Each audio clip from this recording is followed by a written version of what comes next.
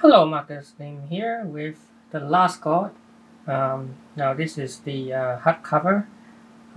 So, it collects all 12 issues of the Maxi series by Philip Kennedy Johnson and Ricardo Federici.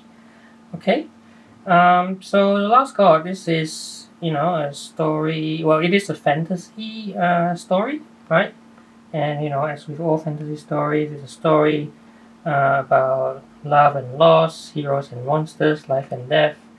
But I would say that if it's kind of more like Game of Thrones than Lord of the Rings, because it is pretty dark and heavy, which is why it's under the DC Black Label imprint, right?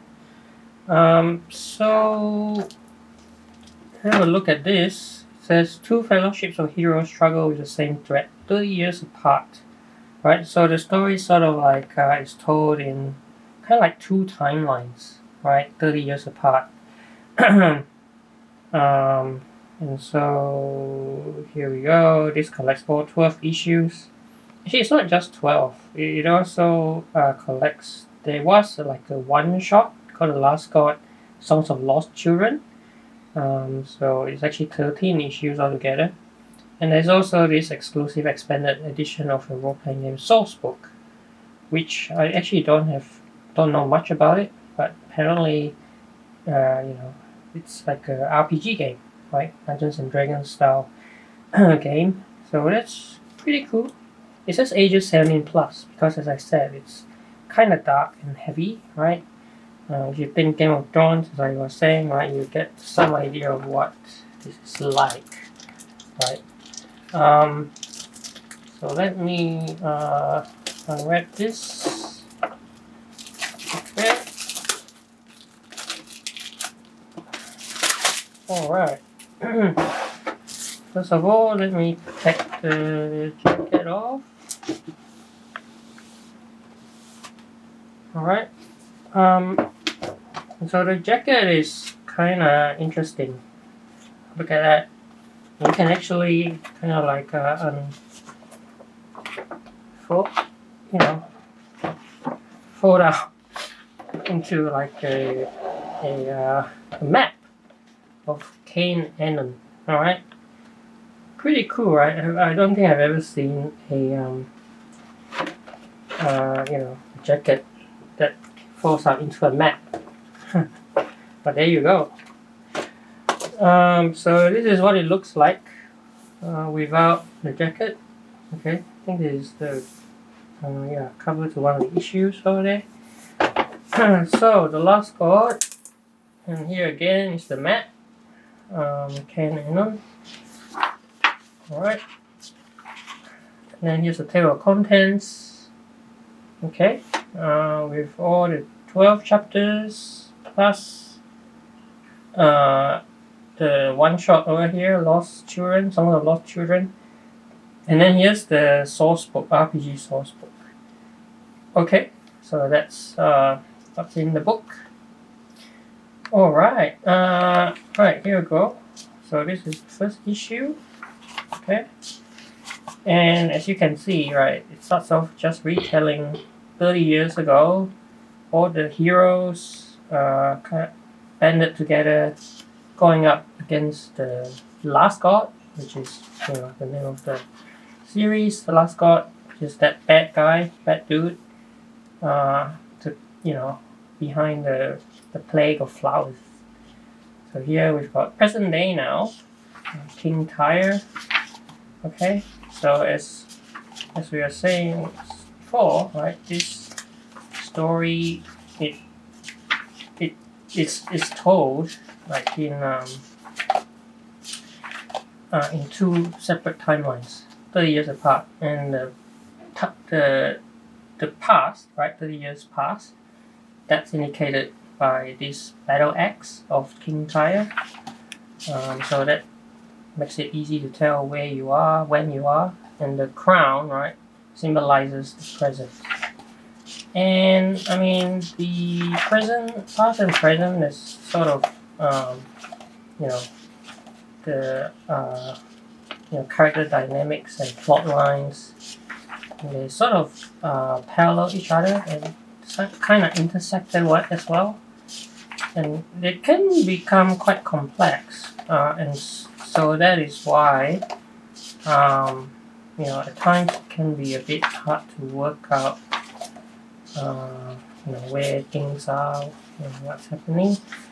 And so this definitely deserves reading more than once to fully grasp the intricacies of what's happening between the two timelines and how they interconnect, which was kind of hard, to be honest, when it was released in single issue form, just because a month apart between issues kind of means that you might forget what happened before, right? And with a story like this, it's actually best, I guess, that you kind of be able to read it in one volume, which is why this is very cool to finally have all these 12 issues all in one volume like this one. Alright, so here we are coming to the end of the first half, right? Issue number 6 is the review of Hakon in the present day. I also want to say that at the end of every issue, you can see the writer Philip Kennedy Johnson is really made a lot of effort just to explain expand on the song and the music, the lore, adding some backstory as well. Really gives you that feel of a really well realized world, and you can sort of appreciate just how much effort the writer and artist have taken, right, to really bring this world of Cain and Anon to life. And I should also mention the really gorgeous artwork here by Riccardo Federici as well, right? That's gorgeous looking and kind of gruesome as well, with all the maiming and the death and stuff. So definitely not for young readers, right? This is a black label book for sure. This one thing also is that it is a fantasy story first and foremost, but I would also say that it's sort of like a cautionary tale as well about the sins of the fathers haunting the children, right? What they did 30 years ago, as the choices they made has severe consequences for the present day, right? Yeah, and so I think that's a nice commentary about choices we make and the consequences. And also, the fact is, these heroes, right? They it's not just black and white, like good guys, bad guys. The heroes are actually pretty flawed. There's sexism at work here, there's racism, there's all kinds of power play. Even the hero you think is a hero, like King Tyr, right? He's actually probably the most flawed of them all. Yeah, and so it's a very nuanced story, multi-layered story. It kind of lifts it above your normal fantasy fare. And so here's the afterword. So ends book 1, and I think the writer does say that he would like the story to continue. This is only book 1. He's only covered a little bit of the map, I guess. There's a lot of unexplored areas left. And so I do look forward to future volumes. Hopefully there's more to come. So now here's the one shot with focusing on one character, Queen Sciente. And I think what this is it sort of tries to fill in the gap between 30 years ago when she was that innocent little girl, and tries to connect to how she becomes the merciless warrior 30 years after in present day. So yeah, so that's I guess it's a nice little kind of like look at this character because she is actually one of the, I would say, main characters of the story.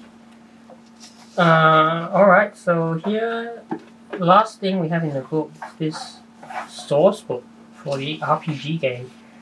And to be honest, as I said already, I guess it also fills in a lot of the backstory as well. But, you know, like it is a source book. So, it's got things like statistics of characters, power level, strength, that kind of thing, which you expect from, like an RPG Dungeons and Dragons sort of game. And to be honest, I'm not really like into that sort of thing, but I can appreciate how detailed they must have got in order to be able to do something like this, which kind of like further illustrates my point about how how much effort they went into constructing this story, and especially the world and Ken Anon and all the characters that inhabit the world, right? So yeah, really happy with this book. Now that it's got all 12 issues all collected in one volume now. And if you haven't had a chance yet to check this out, definitely I said this is well worth it if you are into the whole dark fantasy, as I said, like more Game of Thrones type of fantasy style kind of story. I don't think DC has really ever done something like this before, not quite on this level. So yeah, definitely well worth a look. And as I said, I'm hoping to see more of this story in the future. But for now, this is where it begins, where it starts. So definitely check this out. So please do like and subscribe to my channel, and I will see you in another video.